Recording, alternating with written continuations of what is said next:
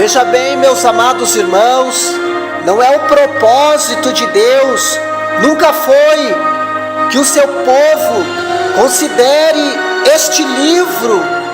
um mistério. Apocalipse, ele significa revelação, é a revelação de Jesus Cristo, a qual Deus lhe deu para mostrar aos seus servos as coisas que em breve hão de acontecer. Em Apocalipse, no capítulo 1 e no versículo de número 1, ora, se Deus, ele chama este livro de revelação, já não pode ser um livro selado, pois revelação é um conjunto ou um mistério de conjuntos revelado. O que devia ficar selado até o fim são algumas porções do livro das profecias de Daniel, lá no capítulo 12, no versículo de número 4, as quais são reveladas no Apocalipse, a cujo respeito o apóstolo João, ele recebeu uma ordem, no capítulo 22, do versículo 10 de Apocalipse: não cele as palavras deste livro. A propósito da revelação, disse-lhe Jesus a João: o que vê, tu escreve às 7 igrejas, da Ásia, a Éfeso, a Esmirna, a Pérgamo, a Tiatira e a Sardo, e a Filadélfia e a Laodiceia. Em Apocalipse capítulo de número 1 e no versículo de número 11. Se bem, meus queridos, que o livro do Apocalipse, ele tenha sido a princípio dirigido às 7 igrejas literais da Ásia, o mesmo foi escrito para todas as igrejas, desde o seu estabelecimento até o fim do mundo, pois os acontecimentos aqui revelados deveriam ocorrer por todos os tempos. O número 7, meus amados irmãos, significa perfeição ou totalidade e indica que as mensagens às igrejas se estendem até a consumação do século. Os nomes usados e as condições descritas em relação às 7 igrejas são simbólicos dos estados do povo de Deus na sua totalidade, durante 7 períodos da era cristã, desde o seu estabelecimento da igreja apostólica até a consumação do século. Lançando um olhar profético através dos longos dos séculos, no futuro de treva e superstições, o apóstolo viu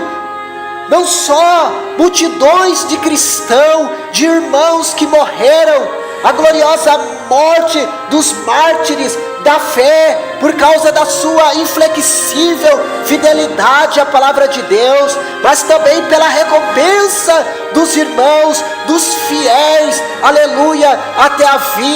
na vinda de nosso Senhor Jesus Cristo. Veja bem, meus irmãos, a igreja, ela é representada por 7 castiçais de ouro em Apocalipse, no capítulo 1 e no versículo de número 20.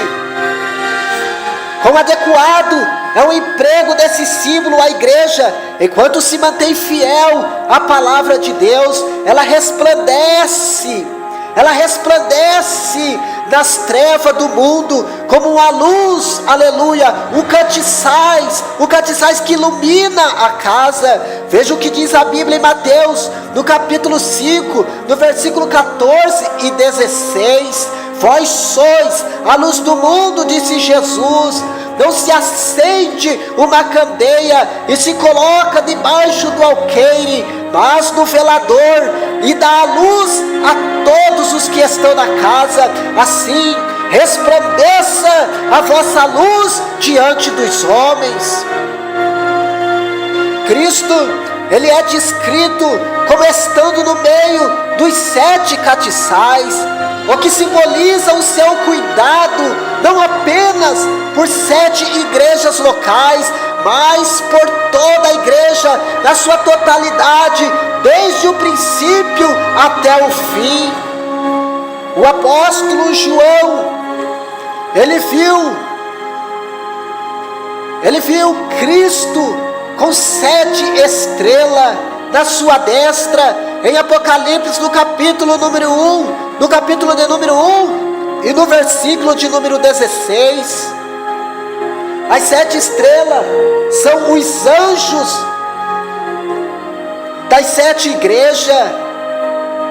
Em Apocalipse capítulo 1, versículo 20, são aqueles que foram colocados como pastores, como ministro do povo. Em Malaquias no capítulo 2, versículo 7, o sacerdote é o anjo do Senhor. O ministro são os instrumentos de Cristo, ao quais pela sua graça lhe concede luz, para que resplandeça como astro no mundo. Em Filipenses no capítulo 2 e lá no versículo de número 15, o Salvador é a sua eficiência. Os ministros olhando para Ele como autor e como consumador da sua fé, são capacitados para a sua obra, refletindo no mundo a luz daquele que disse: eu sou a luz do mundo, e aqueles que me seguem não andam em treva, porque eles têm luz para o seu caminho. Em João no capítulo 8, no versículo de número 12, a figura principal que revelou aos olhos de João foi Cristo na sua glória. Relata o apóstolo como não uma entidade abstrata, mas um ser físico, um ser pessoal. Apocalipse no capítulo 1, lá no versículo de número 13 ao 16, diz o apóstolo de Cristo: e no meio dos 7 castiçais, um semelhante ao Filho do Homem, vestido até os pés de vestidos comprido, e cingido pelo peito com um cinto de ouro. A sua cabeça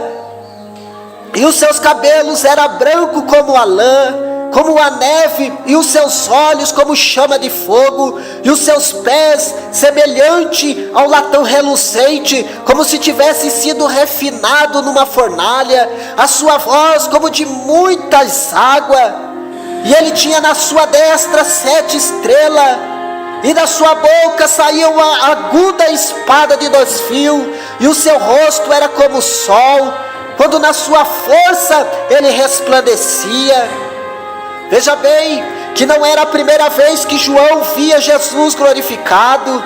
Quando Cristo ainda estava na terra, mostrou a alguns dos seus discípulos a glória em que ele há de vir no seu reino. Em verdade digo que alguns de vós que está aqui, disse Jesus, em Mateus capítulo 16, versículo 28, também capítulo 17, no versículo 1 e 2, disse Jesus que não provarão a morte, até que veja vir o Filho do Homem no seu reino. Isto se cumpriu 6 dias depois, quando Jesus tomou consigo a Pedro, Tiago e João, seu irmão, e os conduziu em particular ao monte, e transfigurou-se diante dele, e o seu rosto resplandeceu como o sol, e o seu vestido se tornaram branco como a luz. E tiveram então aqueles discípulos uma visão de Cristo vindo no seu reino, e colocou a sua esperança na sua vida, em sua glória, não baseada em fábula, porque, conforme diz, não fizeram saber a virtude e a vida do nosso Senhor Jesus Cristo, seguindo a fábulas artificiais, compostas, mas nós mesmos vimos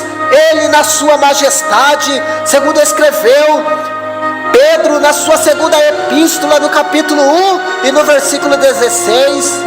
viram-no nessa ocasião, na sua majestade, em que ele há de vir na consumação do século, assim como também João viu lá na ilha de Pátimo, no capítulo 1 e no versículo de número 13 a 16.